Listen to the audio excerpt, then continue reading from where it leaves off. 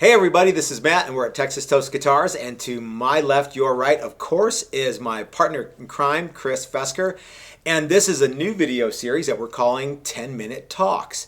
And I thought it'd be a great way to start a new video series by completing another video series. And the video series we're going to complete is the Compound Radius series. Okay. So I don't know if you remember, but the last 3 or 4 videos I've done, Chris, have been about how to do a radius and compound radius. And frankly, when I have a full-length video of how to actually do a compound radius, hardly anybody watches. You guys watch, but, right?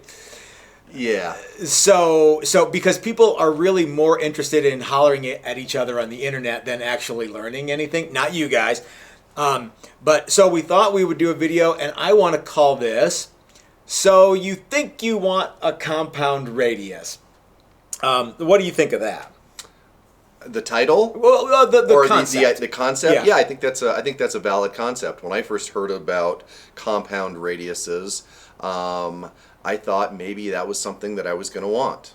Well, yeah, it was all the rage. Somebody, Warmoth, has done a really, really good job at promoting that and making it a big deal. So yeah, it's definitely a potential big deal. Definitely a marketing campaign that Warmoth has very successfully used. And frankly, if you're all jigged up to do it, you guys saw in the last video. If you haven't watched it, go back and watch it. It's probably very similar to the way Warmoth does it. I bet it is. It's not exactly hard to do, and if, like I said, if you're all jigged up to do it, there's really no penalty for doing it. Right. But what I want to ask you guys, and I want to ask you too, Chris, is there really any reason to do it if you're not jigged up for it? You know what I mean? Like if you can't do a compound radius or conical radius, are you really missing out that much? I don't think you are. I don't think you are either. And in fact, I have a couple of fretboards here. I'm going to tell you this much, and I'm not going to give you the gauge.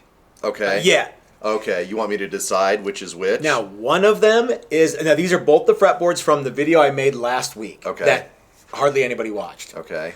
One of them is a straight 12-inch radius, 12-inch from one end to the other. Okay. And the other is 10-inch radius from one end to 16-inch radius. Yeah, you can smell. You can tell by the smell. I can tell by smell.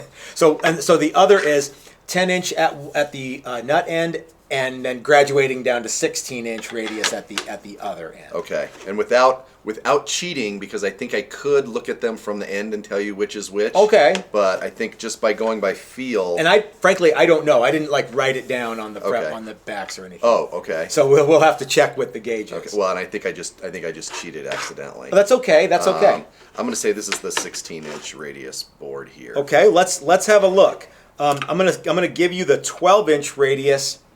So you think this is the 12? So I think that one's 12 straight. Okay. All the way. Okay. Yeah, this looks slightly flatter. Okay, so if you take the 10-inch radius side at the end, this feeler gauge, now this is the only time you should be able to use feeler gauges. This feeler gauge should slide just barely under, and it does. So you chose correctly. Okay.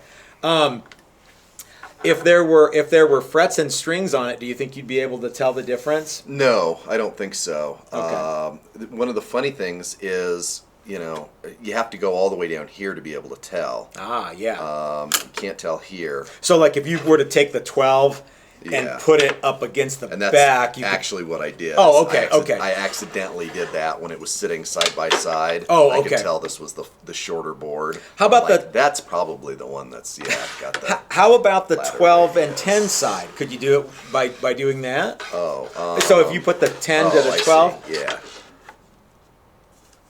Well, one is shorter, and I think it's just, yeah. It could be that, yeah. I think the one of them just got machined more. Oh, look, there's little sticky things here. That's where all this sticky shit came from. Where the sticky stuff came from. Yeah. So, yeah. So the interesting thing to me, so that one of them's 10 and one of them's 12. And we already lost track. Yeah, well, we can figure it out. That's the The 12, so the compound radius has this like little kind of knot right here, right?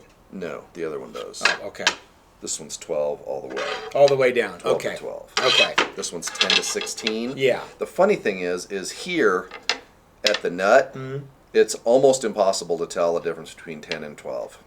Well, and I think that people probably think, well, I could easily look at a circle that's 10 inches and compare it to a circle that's 16 inches, and I could easily tell the difference, or 10 and 12, right?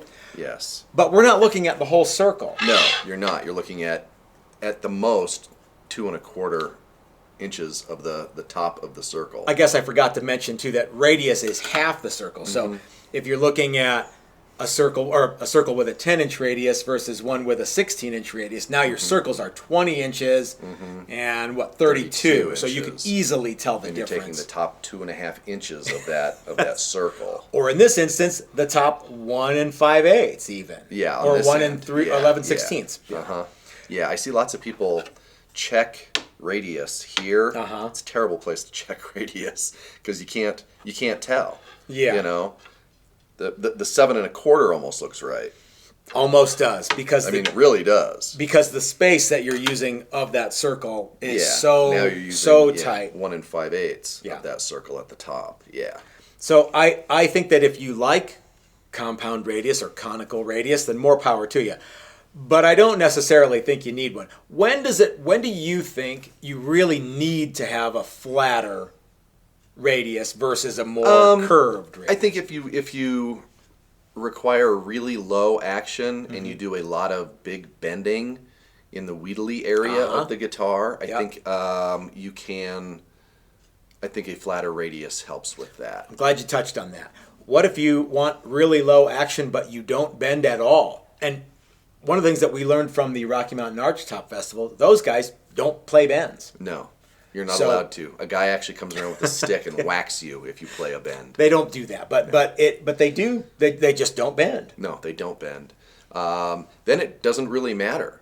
Yeah, if you're not going to You bend, can just lower the action until the guitar doesn't buzz. Provided that you until it buzzes and then raise it up a little bit. So if you have individual saddles, you should be able to get the action as low as you want on every single string that you want. And if you're not bending any notes, you'll never notice. Yeah, and then it's all about other stuff.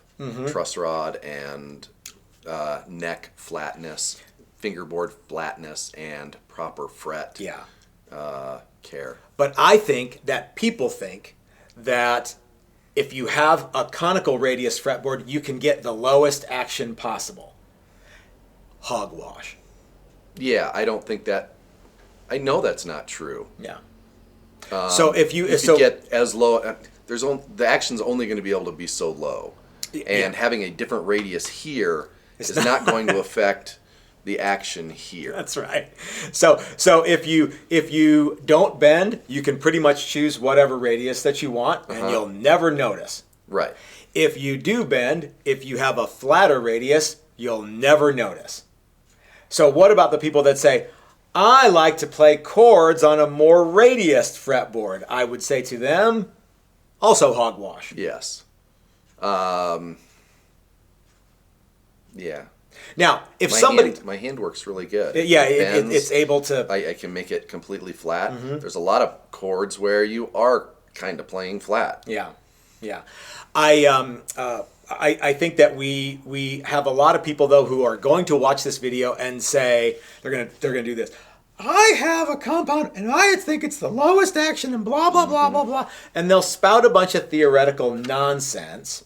But the simple fact is that if you just tell me I want a compound radius because I want one, that's cool. Okay, great. I mean, yeah, if you start to raise that I like it because I like it flag, well, I'm not going to say, that's dumb. Yeah. I'm going to say, okay, are you willing to pay me to do that? Or if you're Warmoth and you're all jigged up to do conical radius fretboards, then why not? I mean, if nobody else is doing it in 1987 or whenever the first time they announced, and I don't know. Yeah. Then yeah, you'd be foolish to not attempt to market that. But do you know what famous guitar player's signature guitar has a compound radius? I do not. Eddie Van Halen. You know what famous guitar players do not have conical radius fretboards? lots of others. Everybody who plays an Ibanez or an ESP. So Steve Vai, Joe Satriani, Kurt Hammett, all those guys who are also known to be innovators in the wheedly area, just run a Strat. I don't know. It's like 300 millimeter or so. The metric. They run a flatter radius than. Right around 16 or 20. I think so. Yeah. So they run a flatter radius all the way down, and somehow or another, those guys who are better than you don't need to have it be conical radius. So.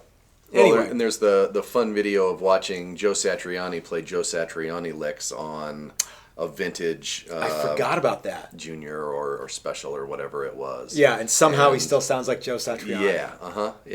Yep. And and apparently he's played lots and lots and lots of vintage guitars. Yeah. And can play them. So anyway, so what do you think of the 10-minute talk videos? I think it's good. Did we eat up 10 minutes? I think we're right about there. All right, let's go ahead and call it good. It was far less salty than I thought it would be. I know, I kind of thought it was going to be a little... Next time will be more salty. Maybe we will. But anyway, so how about this? Let's end this this battle between straight radius and compound radius once and for all. Do you need a compound radius to have the lowest action possible? No. Do you need to have a flat radius to not fret out in the higher register? Do you have to have it? No. And have the lowest action. And have the lowest action? It probably helps a little bit. Yeah, probably. Yeah. Do you think that most of those people who spout off theoretical concepts on the internet and parrot people on guitar forums could tell the difference between this fretboard and this fretboard if it was on a guitar all strung up and ready to go? No. I don't think so. Guaranteed.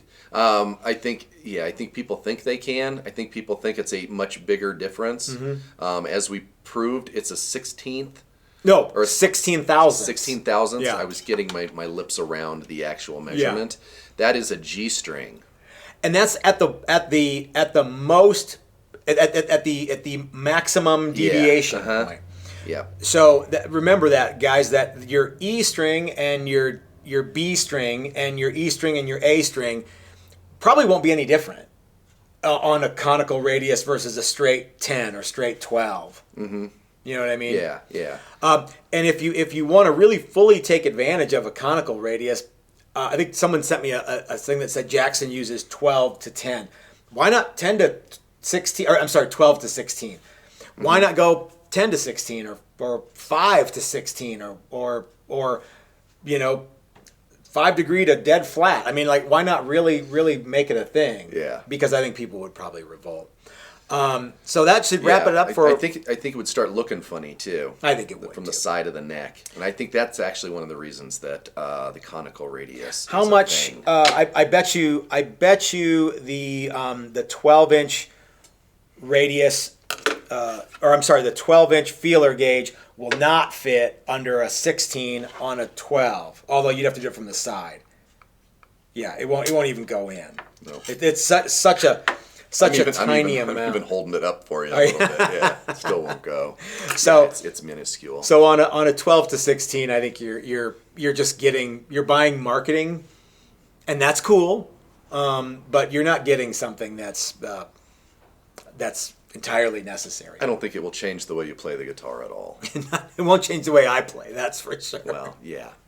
And I think if I was into really low action, which I'm not, and bending, which I'm not. Yeah, as a surf guitar player, you don't really bend heavy very strings, much, right? A little bit, but not a lot. Okay. Yeah, but usually you make a face when you do it. But you also have a whammy bar. Yeah, there's a whammy bar, and there's some other stuff, and a little bit of bending, but not a lot. But if I was into those things, I would just have a guitar with a 16-inch radius or a 20-inch radius. Yeah. And go from there. I don't actually like really low action. Maybe in the next 10-minute talk, we'll talk about completely flat, no radius, or what we call the infinity radius. And maybe we should also talk about, if you had a guitar with a 12-inch radius, could you have it plecked to be exactly the same thing as a compound radius? Spoiler alert, the answer is yes. Mm-hmm. So anyway, gang, thanks for hanging out with us. We'll see you next time. Have a great week, everybody. I wanna play my guitar the only way I